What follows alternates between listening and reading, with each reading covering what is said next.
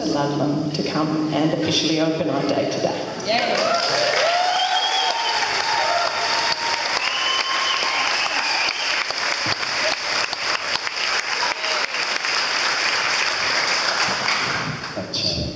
Beautifully piss-takey introduction that was.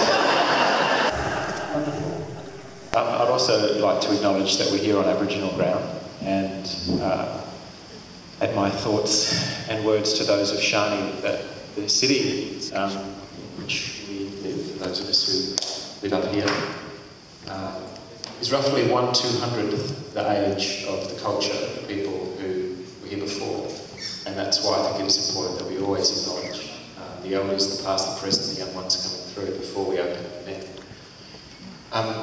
Shani just reminded me, what it was last time, the time before last, when we had Nicole at the Perth Town Hall, and I put my hand up and said, so this is me, this is what I get to do for a living.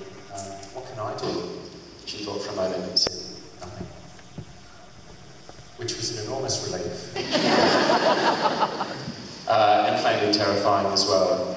The reason that I can't be here for very long this morning is that we've got the first sitting at the new Senate this coming fortnight. You might have seen bits and pieces about what a crazy place that's about to be. But we are living under the kind of government that the two extraordinarily talented speakers who are here today, workshoppers, the government that we're working under, state and federal really, is almost as diametrically opposed as you can imagine to the worldview that these two and people like Shani and Tim bring to bear. Hard to imagine a government more hostile to the principles of permaculture, or the kind of economic sanity and a wake-up call that culminates to this work.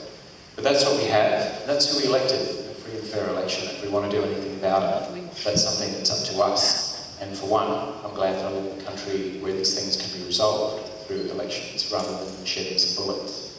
But it is urgent that we do something about it. But it's not going to save us. The kind of things that we urgently need to be putting into place won't come from Capitol Hill. They're not going to come from politicians. And leadership is long ago left the building. It'll come at events like this, communities like Fremantle, very, very tight-knit, wonderful part of the world, and the kind of teachers that have been brought together today to work on the kind of bottom-up sustainability, whether it's social sustainability where we look after each other, the concept that it takes a village to raise a child, economic sustainability of the sort of work that Nicole was talking about, really urgently putting up some red flags, and of course the permaculture movement, embedding ecological sustainability in everything we do, not coming from Capitol Hill, friends, coming from right here.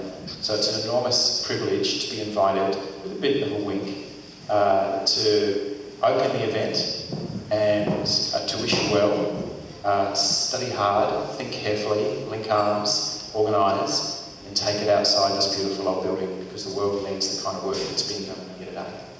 The other thing is, Tim and Shani put up money for this event themselves. If you feel like making a surprisingly generous donation during the day or on the way out, you'd be too shy to say it, but they really appreciate it. Thanks for being here. Yeah.